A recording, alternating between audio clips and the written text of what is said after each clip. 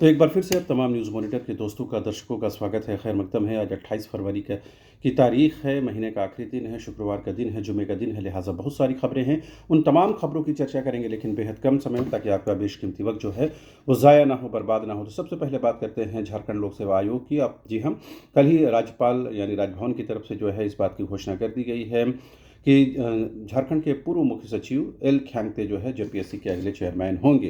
तो जाहिर सी बात है, करीबन 7 महीने से ये पद खाली था और छात्र इसको लेकर ज़बरदस्त तरीके से आंदोलन कर रहे थे। छात्रों का अपना भविष्य जो है अधर में लग रहा था, लिहाजा कल कहीं न कहीं इस पर जो है इस तस्वीर साफ हो गई और जो एल ख्यांगते साहब जो हैं वो जो है अब विधिवत तौर पर जो है जेपीएससी चेयरमैन के तौर पर जो है काम करेंगे। और सबसे महत्वपूर्ण जिम्मेदारी उनको ये होगी कि 11 to 13 जेपीएससी का मेंस का रिजल्ट जारी करना, बाकी नोटिफिकेशन निकालना और कामकाज को सुचारू रूप से करना। जाहिर सी बात है, जेपीएससी में जिस तरह के दाग धब्बे लगे हैं, उस बीच में एल ख्यांगते साहब को काम करना भी कहीं न कहीं एक मुश्किल काम होगा। बहरहाल उनकी छवि साफ सुथरी छवि रही है और एक कुशल ब्यूरोक्रेट्स के तौर पर वो जाने जाते हैं। उम्मीद करनी चाहिए कि एल ख्यांगते साहब की ज़ेर निगरानी जो है जेपीएससी जो है बेहतर कामकाज करेगा और छात्रों की आशाओं और उनकी उम्मीदों पर खरा उतरेगा। बहरहाल मैया सम्मान योजना को लेकर बड़ी और महत्वपूर्ण खबर है। कल ये जानकारी हम लोगों ने दे दी थी कि होली से पहले जो है मैया सम्मान योजना की जो राशि है, यानी जनवरी और फरवरी की राशि उनको विधिवत तौर पर मिल जाएगी। खुद जो कल्याण मंत्री हैं चमरा लिंडा, उन्होंने इसकी जानकारी दी। साथ ही उन्होंने ये भी बताया कि मार्च की राशि भी बहुत जल्द मिल जाएगी। उन्होंने कहा कि इसमें और अब देरी नहीं होगी। जो डुप्लीकेसी है उसको रोकने की कोशिश की जा रही है, जो गलतियां हैं, जो लूप फॉल्स रहे हैं, जो लीकेज रहे हैं, उसको बंद करने की कोशिश की जा रही है। लिहाजा मैया सम्मान योजना को लेकर के पक्ष विपक्ष इस बात को लेकर हमलावर था कि आखिर राशि क्यों नहीं प्राप्त हो रही है। तो कल कल्याण मंत्री चमरा लिंडा ने इसकी घोषणा कर दी है कि जो होली से पहले पहले ये राशि आपको प्राप्त हो जाएगी। बहरहाल विधानसभा में जो है कल जो है वित्त मंत्री राधाकृष्ण किशोर ने जो है तृतीय अनुपूरक बजट पेश किया। 5,508 करोड़ का ये बजट है और 3 मार्च को जो है वार्षिक बजट जो है पेश किया जाएगा। तो जाहिर सी बात है, उस दिन तमाम लोगों की नज़रें हैं उस पर क्या कुछ होने जा रहा है। इस बीच झारखंड विधानसभा में जो बीजेपी के विधायक हैं सत्येंद्र नाथ तिवारी, उन्होंने कहा कि आईएएस और झारखंड प्रशासनिक सेवा के अधिकारी ही बालू के खेल में शामिल हैं। उन्हीं की निगरानी में ये बालू का खेल खेला जा रहा है। यही वजह है झारखंड में बालू की स्कैरसिटी चल रही है। तो उन्होंने गंभीर आरोप लगाया है पदाधिकारियों पर।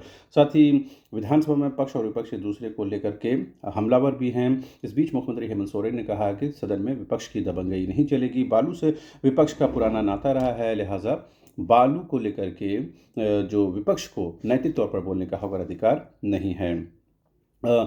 हज़ारीबाग के जो इचाक में जो घटना घटी उसमें जो है पुलिस ने कई लोगों के खिलाफ प्राथमिकी दर्ज की है, जिसमें कहा यह गया है कि 45 नामजद और 200 अज्ञात पर जो एफआईआर दर्ज किया गया है। कई लोगों को अरेस्ट भी किया गया। इस मामले को लेकर सदन के बाहर और सदन के अंदर खूब हो हंगामा हुआ और ये बताने की कोशिश की गई कि आखिर बहुसंख्यकों के त्यौहार पर ही ये हंगामे क्यों होते हैं। और सरकार जो है एक तरह से तुष्टिकरण की नीति पर काम कर रही है और ख़ास करके इरफान अंसारी के बयान को लेकर विपक्ष हमलावर था। इसके जवाब में इरफान अंसारी ने भी सीपी सिंह को कहा कि वो वरिष्ठ सदस्य हैं, वरिष्ठ विधायक हैं, लिहाजा उसको सम्मान करते हैं, लेकिन इस तरह से आरोप प्रत्यारोप करना कहीं से भी स्वीकार्य नहीं है।